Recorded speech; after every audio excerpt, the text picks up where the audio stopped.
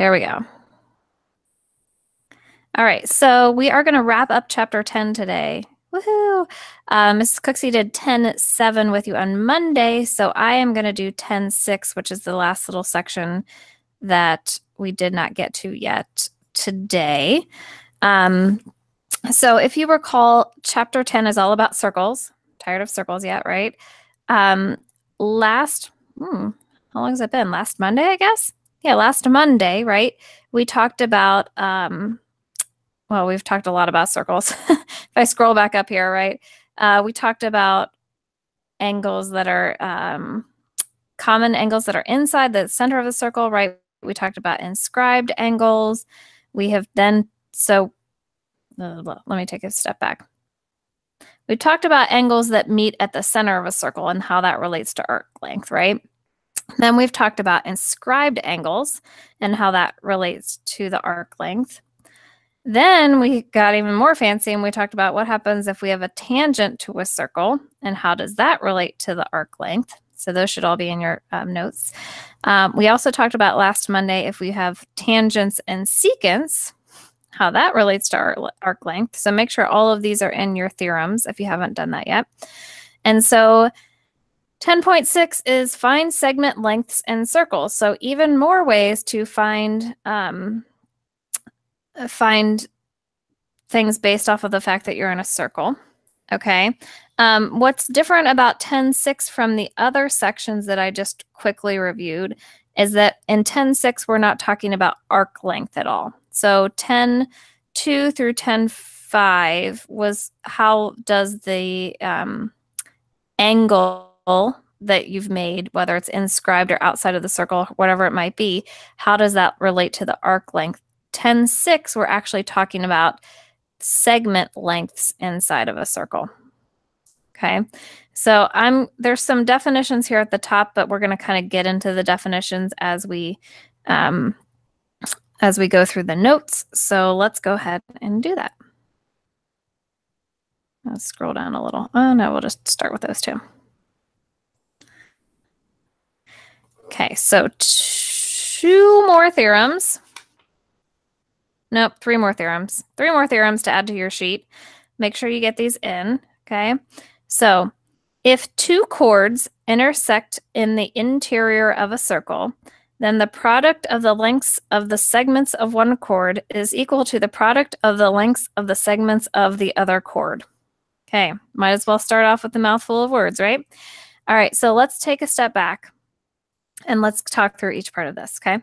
So if two chords intersect in the interior of a circle, so let's just break down that first part, okay?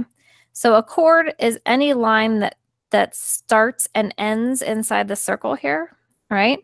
So we have chord DC and chord AB. What makes chords different than other things than a diameter is that it will not go through the center, okay? I know the picture is not great. AC kind of looks like it's a diameter, but if it's a chord, that means that it does not go through the center. It's not a diameter. Okay, so they intersect in the interior of a circle. So you can see they intersect right here at E. They cross each other, and that's inside the circle. If these chords for some reason intersect outside the circle, then this is a no-go. Okay. Then the product of the lengths of the segments of one chord. Okay, so product, remember, is multiplication.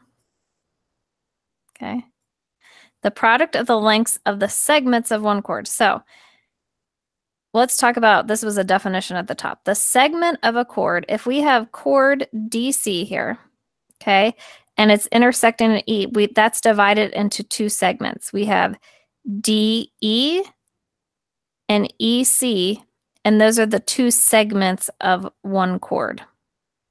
Okay. So the product, if you multiply the lengths of these segments of one chord, that's equal to multiplying the segments of the other chord. So practically what this means is that EA, let me color coordinate a little bit. EA times EB yikes, equals EC times ED. Kind of a weird little theorem, but it's kind of cool that it works out. So this only works if your lines are inside of circle. Okay, so if, I know I have an example right here, but like a really simple example. Thank you, Microsoft Paint, for that. All right, if I draw one chord here, sure, I'll change the color, and I draw another chord here. They are two chords, they are intersecting inside the circle, okay? And I'm gonna make some really easy numbers here. So if this was, oops, I should change to green. If this is 2, okay, and this is, sorry, I'm trying to make nice numbers. This is 6, okay?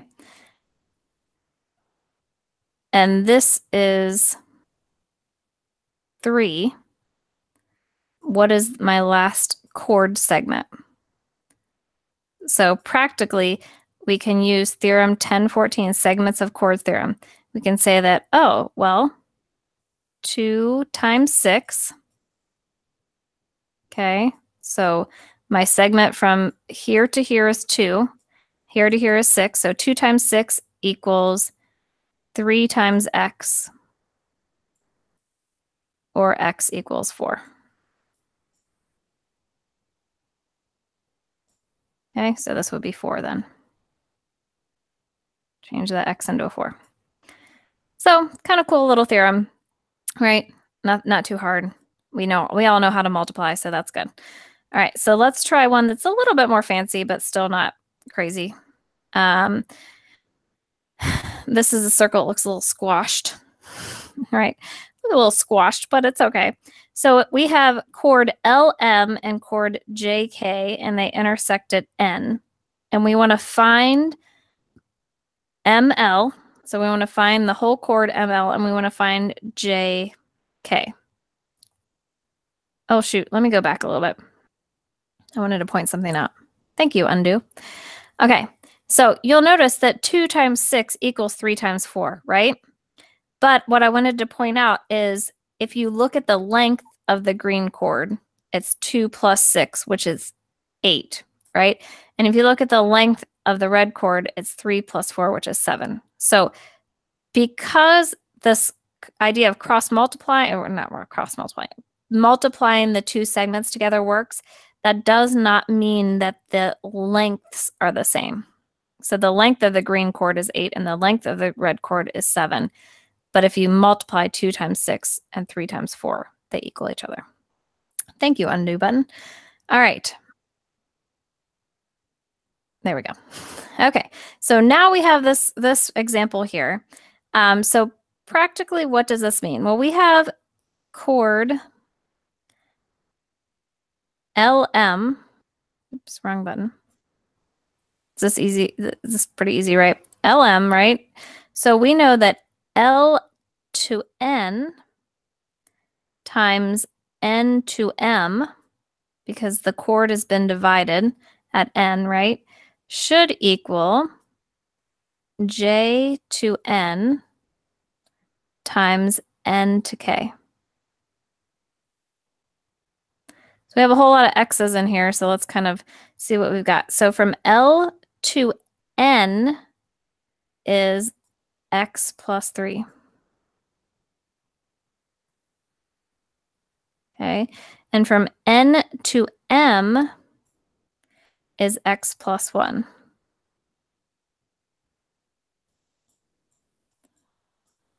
So we need to figure out X, and once we figure out X, we can find out how long LM and JK are, right? So then we have, ooh, what letter is that even supposed to be? That's a J. JN, which is X plus 5.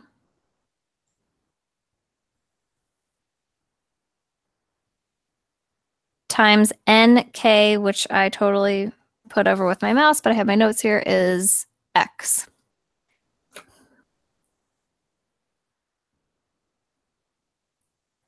This is x right here. I kind of drew over it. So now we have to solve for x. Yeah, yay, right? Who remembers how to simplify x plus 3 in parentheses times x plus 1 in parentheses?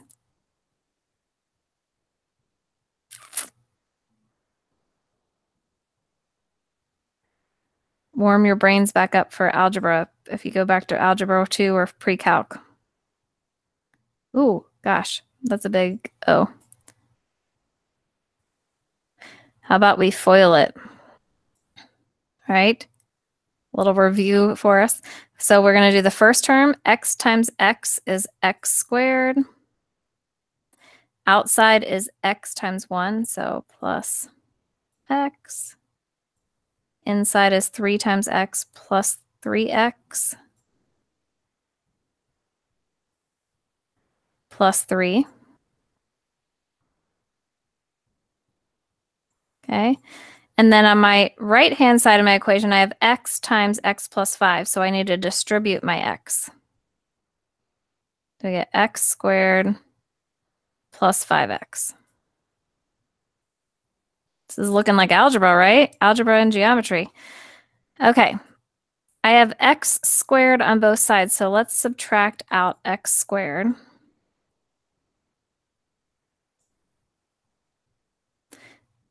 And we have x plus x, 3x. So we get 4x plus 3, sorry for the crazy writing, equals 5x. Whoa. Okay.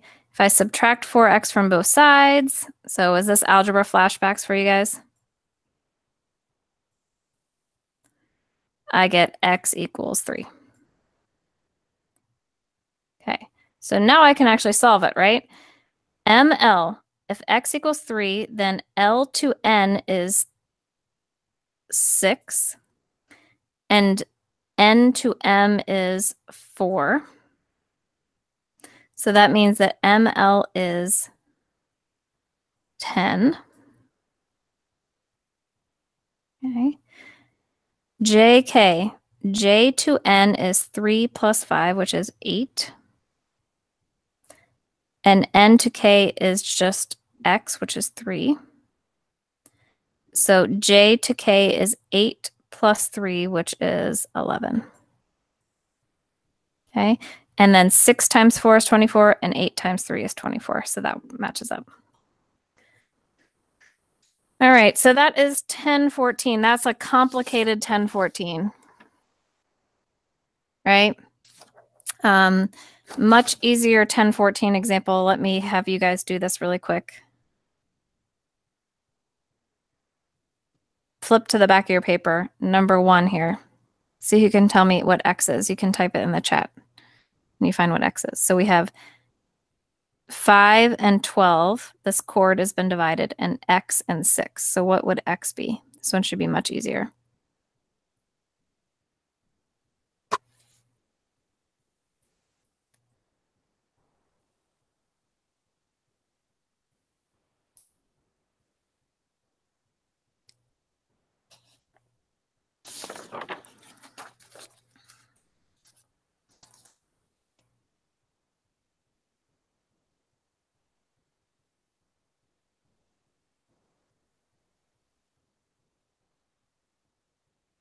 All right, I'm not sure if anybody of you guys can chat back, or if you did, I missed it, but the answer is x equals 10. 5 times 12 is 60. 6 times x is 6x. And divide both sides by 6 and you get 60. Okay, next theorem. So excited. Okay, this one is the segments of secants theorem. Okay, so remember a tangent to a circle is when it just hits at one spot, right? A secant is when it actually goes through the circle. It doesn't actually just hit at one spot, okay? Okay, if 2 secant segments share the same endpoint, so we have a secant segment here that's from A or E to A to B, right? And E to C to D, and obviously they both end at E. If two secant segments share the same endpoint outside a circle, then the product of the lengths of one secant segment and its external segment equals the product of the lengths of the other secant segment and its external segment. Again, a lot of words, but then when you see it, it's like, oh, okay, I got it.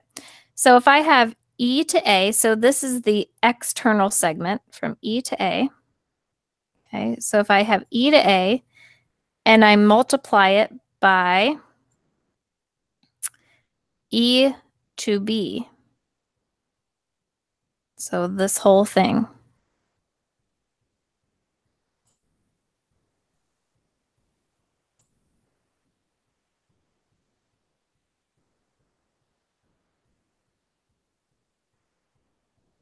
Okay, that is equal to EC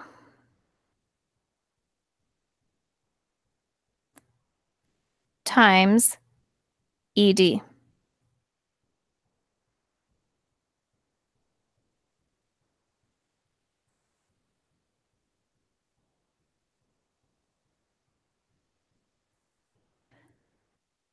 Okay. So what does this mean? Let's try one of these out. Okay, so again, it's not like the other one where you just get to multiply what's inside here. It's the whole length times the external equals the whole length times the external. Okay, so here is a quick example. It looks exactly like that, so let's try this out. So we have practically that RQ, right? That's the external part, RQ times RP. That's the whole secant segment equals RS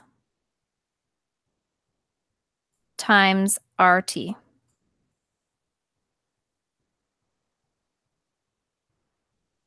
Okay, R to Q is 6. R to P, that's a crazy looking P. R to P is 6 plus 4 more, so it's 10. Okay. R to S is 5.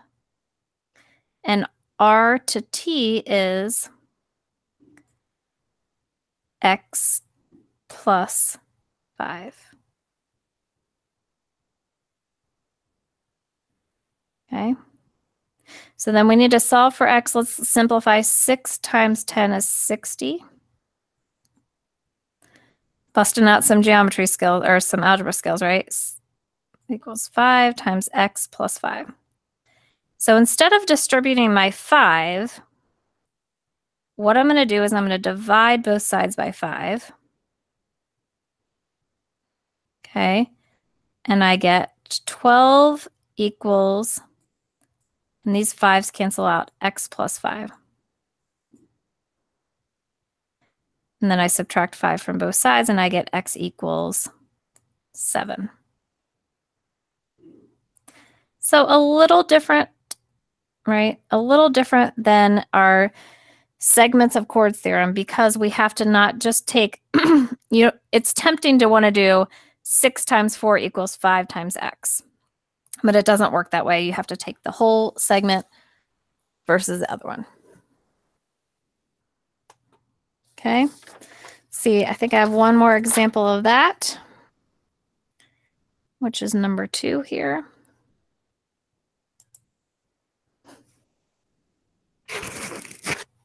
Hold on just one second really fast. Oops, that's not what I meant to do. I don't know how to mute my mic here. Hold on a second.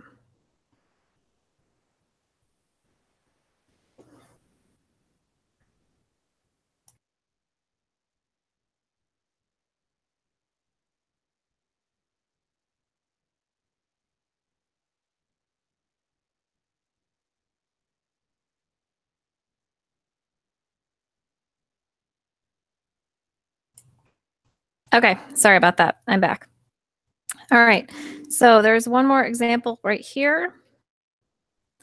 We have 8, 6, X, and 7. So this one should be a little bit easier actually than the other one. Sorry, the numbers are tiny here. We'll just make it bigger. Blurrier and bigger. Okay. So if I wanted to find out what x is, this is actually just like the other one, right? It's going to be 6. Wow, even this is big. 6, right? Not times 8. It's going to be times 8 plus 6. So 8 plus 6 is 14. So 6 times 14 equals 7 times, and it's not just x, it's 7 plus x, because it's the whole segment. Okay? And if you do some little math magic here, you're going to end up with, not math magic, if you just actually do the math, x equals 5.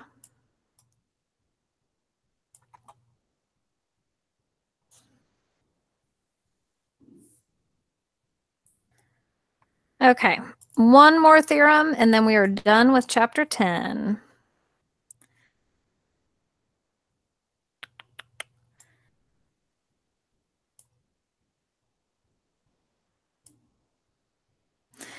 Okay, segments of secants and tangents theorem. Okay, so remember this is ED is your secant. So when you see secant, that means it's going through, right? The secant is going through. The tangent only hits at one part. So A is the point that's tangential to your circle. It only hits the circle at one point. Okay, so if a secant segment, which is ED, is your secant segment, and a tangent, which is EA, share an endpoint outside the circle, they share E as their endpoint, then the product of the lengths of the secant segment and its external segment equals the square of the length of the tangent segment. Okay, so equals, I'm going to take the last part first, equals the square of the length of the tangent segment. So this is the tangent segment from E to A. Okay, so you can see that they take EA and they square it, equals the square of the length of the tangent segment. Okay, that is equal to the product, remember that means multiply, the product of the lengths of the secant segment and its external segment. So we have EC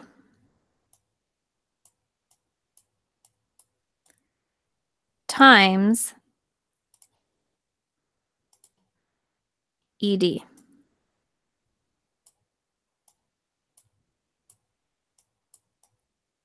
Whew. Sorry, that's the E. ED. EC times ED. So again, it's really tempting to want to use the chord thing, but you have to actually take the whole length of the segment times the external part. Okay. And that equals the other part squared. So here we have RQ, which is our tangent, and then we have RT, which is our secant, and we want to find the distance from R to S, which is X. Okay, so if we use theorem 1016, we know for this particular one, RQ squared, since that's our tangent, RQ squared equals the distance from R to S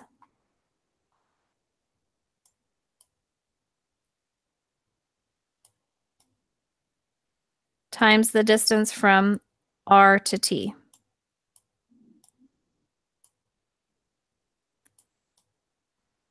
Okay, so now let's fill in some of these numbers. R to Q is 14 squared. R to S is X. And R to T is X plus 12.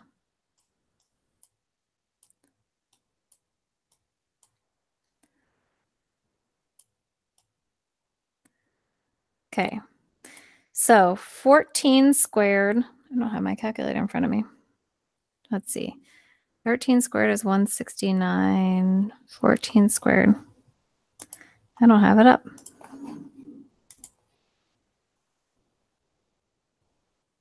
196. There we go. 196. Okay. Over here, we have x times x plus 12. So this, we need to distribute our x, and we get x squared, right? Plus 12x equals 196. All right, so we need to send this to the other side. We're going to subtract 196 from both sides. So now we're getting into some, that's a 9.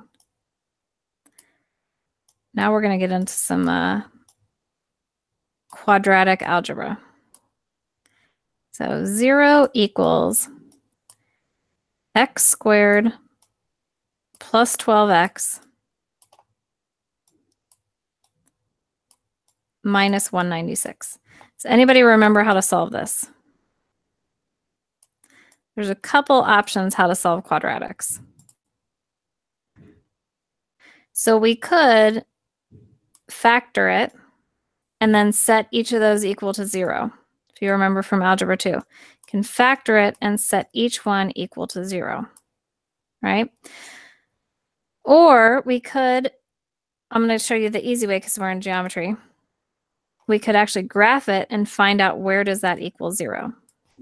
So we can say, this is a graphing tool. I think everybody has should be comfortable with one. So this is Desmos. I think I've showed you guys this.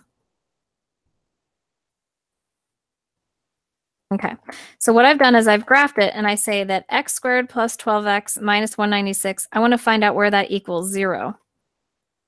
Where does that equal 0? So if I look at my graph, and I scroll out here, oh, I have 9.32, oh, 9.22 and, doesn't want to show me. There's one way out there. There's another value out there. So that's what my value of x would be.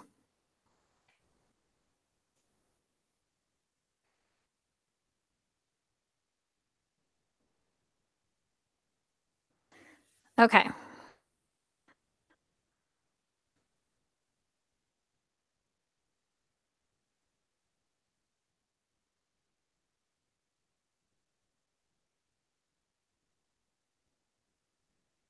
So does anybody have any questions?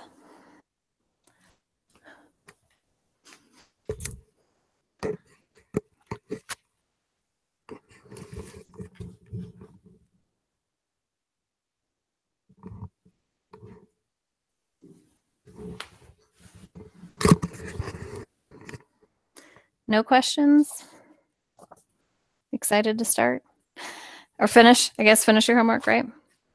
All right. I think that's, I don't think we need to do this example because we're just going to do some problems like this. So you should have everything you need now to be finished with chapter 10. After the call, I'm actually going to send out your chapter 10 tests, so you guys have plenty of time to work on that. I don't think everything is due for another week and a half or so. So I will send that out. And if you guys have any questions, let me know.